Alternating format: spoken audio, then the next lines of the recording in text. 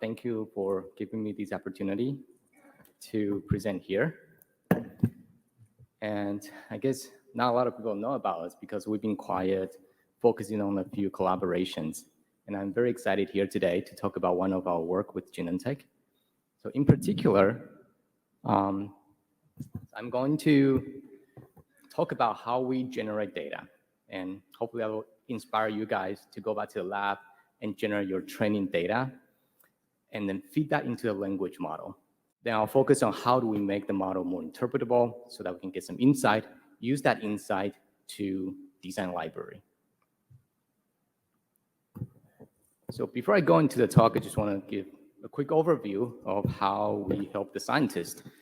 And this is the common question we receive is usually you have a target, you want to find a protein that can interact with the target. But there are a few questions that come after that. At least this is the question that I had when I was a postdoc in the phage lab. So can you really find a binder? Are these binders functional? Are they going to be developable? So then we spend a lot of time trying to make this answer yes. But sometimes we make one answer yes, we make the other answer no. We have to go back and fix that answer, make it to yes. And then the other answer may become no again. And that is where the inefficiency comes in. So what we wanted to do is this. For each project, we will design a bespoke, developable library. And then we'll discuss with the scientists to design some screening strategy to optimize the function you want. And throughout the screening process, we carefully collect a lot of data. We do a lot of sequencing in our lab. Then we feed the data into our model and do the analysis. Then we'll rank a list of the candidates for the scientist. When I was preparing this slide, I found one thing that's interesting. So people talk about the generative AI, the DALL-E. I think Christopher mentioned that in the last presentation. So I asked DALL-E to generate a hand holding arrows. But if you look carefully, I think the finger is kind of creepy, weird. And this is a common problem for this generative AI. For some reason, they just cannot deal with the fingers. The point I wanted to make is this: for images, it's very easy for human eyes to see what's off. But if you wanted to generate protein sequences, then it's very hard for us to know if something's right or wrong. So we need to have some kind of guardrail when we generate the sequences. And I'll touch a little bit on that toward the end of the talk. So for this talk, I'm going to focus on the first part. How do we create a stable library? And this project was funded by Genentech's Innovation Fund in collaboration with the two amazing scientists, Inan and Fei. Okay, so the question in this presentation that we wanted to address is this. Oftentimes, scientists have a scaffold. They want to turn that into a library. The next question is, I think it's a common question we have, is which position are going to mutate? Mutate to what amino acid? And this is the ginormous search space. And right now we have a lot of amazing tools that can help us narrow down this search space so that we can fit that into our display system. And then we use that to do our panning experiment. Sometimes we'll find binders, but unfortunately, they might not be stable. They might not be expressed because they're outside this stable population. So the question is, can we figure out what are these stable population and turn that into a library? So when we use that to screen our target, everything will be stable. So the short answer is yes, and the scientists, they already figured out a method to do that, which is combination of the shotgun alanine scan and ease display. So to do that, all you need to do is this. You take your scaffold, and then you do this shotgun alanine scan. Shotgun meaning you perturb multiple alanine at once, so not a single point mutation. And then in this case, we create a library around 10 to the 8th diversity. Then you put this library into ease display. The reason we use ease is that it's a very good machine that will only display stable structure onto the surface because it has a tag in the end, so you can use 404 to monitor whether the protein is being displayed or not. The x-axis on the flow cytometry graph is the fluorescence, and this is the stable population. And we select the really, really stable population, the best of the best. And then we sort them out, we sequence them, and look at their diversity. At this point, you don't really need any machine learning. You just need to do statistics. You compare these two graphs, after the sort, the stable population versus the initial library. Then you can compute something like this. So I'll give an example. If you look at the T in the end, initially, I think it has around 70% in the initial library. After the sort, it jumps to almost 95%. So that means the T is really important in the stable population. That's why the symbol goes up. For those symbol goes down, if you look at the R here, initially it has around 75%. In the stable population, it dropped to 50%. So that means the R's might not be that important. So this information is good enough for you to generate a library. All you need to do is to avoid those symbols that goes up. You perturb this region, and you can make a library out of this. So this experiment took about 2 months to do for each scaffold, which is okay. But what's cool about this is actually generate a lot of data. You generate millions, because we use NGS, it usually generates about millions of sequences. In this case, we have millions of stable, millions of non-stable sequences, and that is perfect for machine learning. So the task is this. Is it possible that we can, given a scaffold, pass that to some kind of model and that can predict this?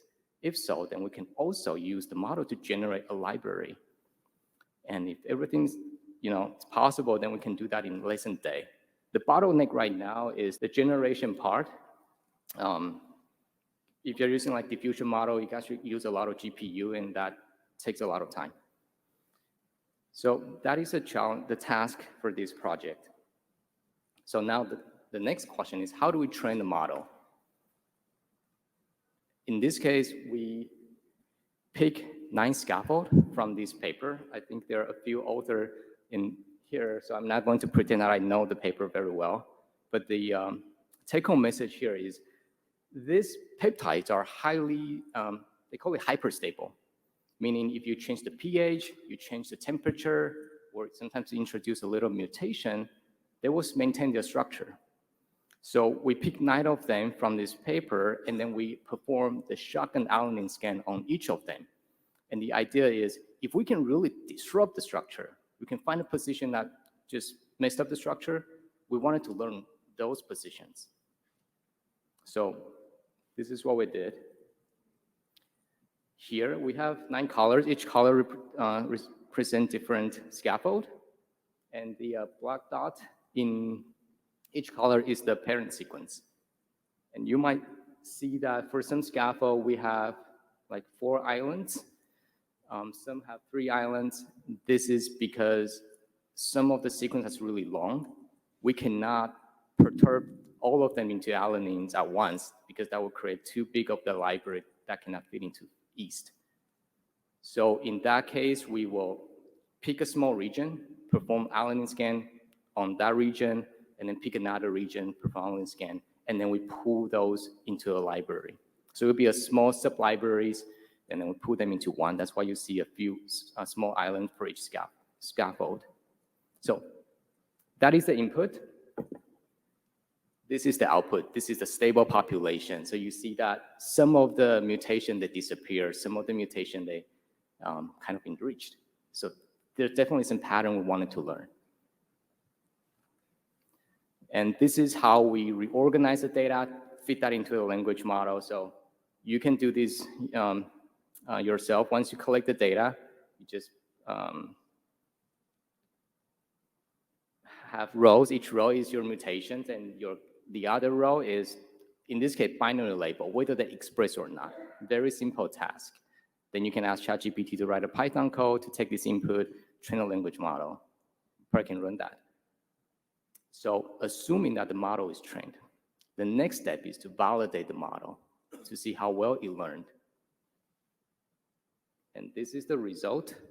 So in this case, I wanted to highlight that we are using this holdout scaffold.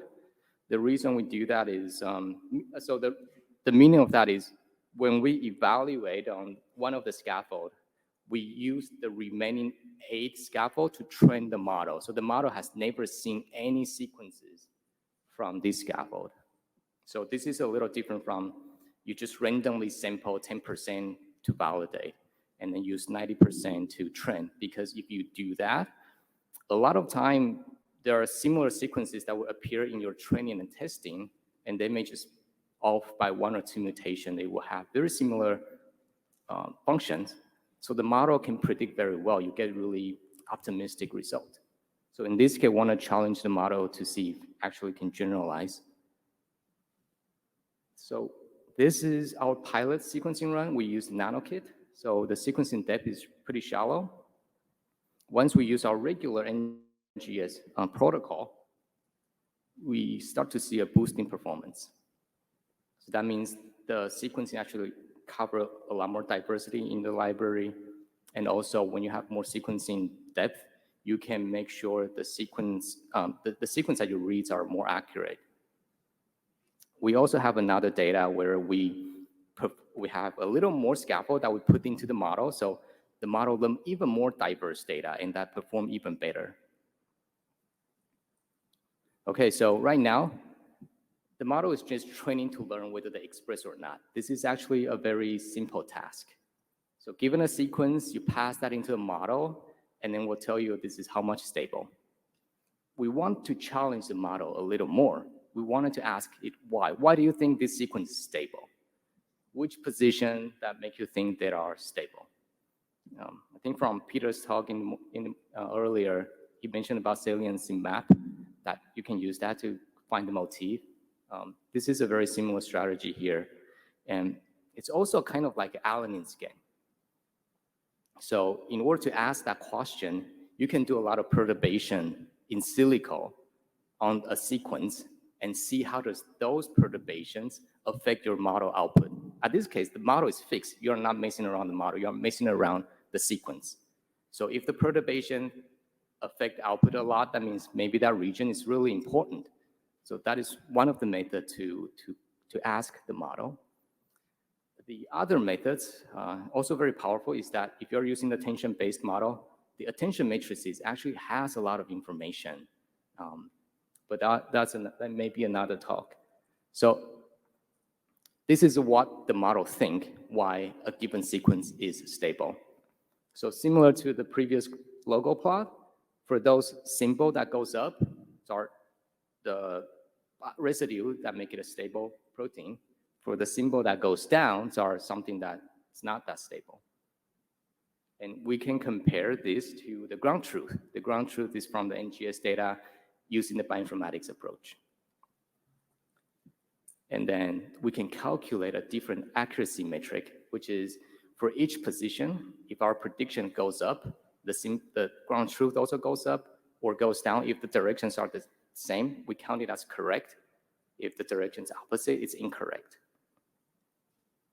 So, and here is the result. So I highlight a dashed line here. This is a human performance. If you ask a scientist, given a sequence, can you use whatever tool you have, find the important positions? I think at this point, it's probably like a random guessing, so it's 0.5. And there are some reasons, because sometimes the expression of the protein may not necessarily correlate with the structure. So that makes this task very challenging. So you can see that once we start to use our regular sequencing kit, the performance also is improved, but it's not as good as the previous performance, because right now, this is a much challenging task. We're actually asking the model, do you really understand what stability means? So it's not just, can you predict stable or not? We wanted to ask it to you, do you understand the meaning of stability? So that's that. On average, the performance is around 70%. It's way above the human performance.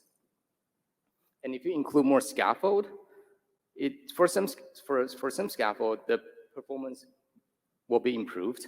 But on average, right now, at this point, it's around 70%. And so that's that. So we're really happy about this because it's better than asking another scientist just to handpick positions and make a library. So before I talk about how do we use this, I want to talk about another validation, because this is a common problem in the machine learning, which is the model may not generalize to the future data.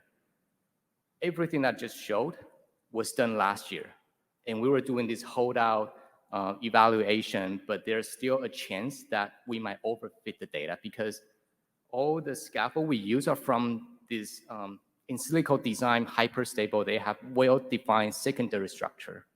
So they may be a little overfitting to this population. So this year, we picked 3 different scaffolds, and they all come from Nature peptide. And they do another alanine scan, so the reagents are all different. The E cells are different. The media for the E cells are all different. So this is a very challenging task to see whether the model can generalize to these 3 peptides. So let's see. Worst case, we just feed the data back in and retrain the model. But let's see how the model performs. This is the prediction before they start the experiment. And this is after the alanine scan experiment with the NGS. And this is the performance. So it's well within our previous results, around 70%. And yeah, we're really happy about this. So this means we can actually use this model to start generating library from new peptide sequences. So this is how we're using it right now. So scientists can come to us and say, hey, I have this scaffold, I want to turn that into a library. And we'll generate this for each scaffold. And basically, you can take this to generate a library. You can use degenerate codon to make a library. And another advantage of being able to ask the model why is now we understand why their position, well, what are the positions that make a protein stable. And oftentimes, scientists work with the scaffold for a long time. They might know better than the model. So for example, maybe the scientists think that the proline at this position may not be important. So you can manually tune the value down and use that new information to generate your library. So after that, so this is the guidance I wanted to point out. So when you generate sequences, you can have this guardrail to make sure the model follows this so that hopefully it will make more accurate prediction. And depending on what system, display system you want to use, you can generate how many sequences you want, turn that into a library. If there's no delay from the oligosynthesis, you can get your library in a 2 week, ready for painting. So one last validation. Assuming you got your library here, we have 2 scaffolds, and then we turn that into 4 different libraries. So green and blues are 2 different scaffolds. Solid lines are if we follow what the machine learning model designed to make a library. The dashed line is we do the opposite. Whatever the model thinks are important, we destroy those positions. So this will create really unstable library. And that's actually what we see. So for those dashed line, those really unstable library, we do see less high expression population. So that kind of confirm that if we follow what the model designed, we can create really stable library. We'll have a lot of sequences that will be expressed by the cells. Guess that's pretty much it. So hopefully by the end of the talk right now, can inspire you to go back to the lab and generate your training data, and also focus on how do we make the model more interpretable, because that can make sure we can make the model more generalizable, and also we can learn some insights from the model. And because now we know the insights, it's very easy for us, for scientists, to make some feedback back to the model. And one last thing, so all I show is about stability. Once you have the model, the next step is do the painting. You will start to have some binding data, and then all the symbol will be related to binding, and that'll be something interesting to see. So that's it.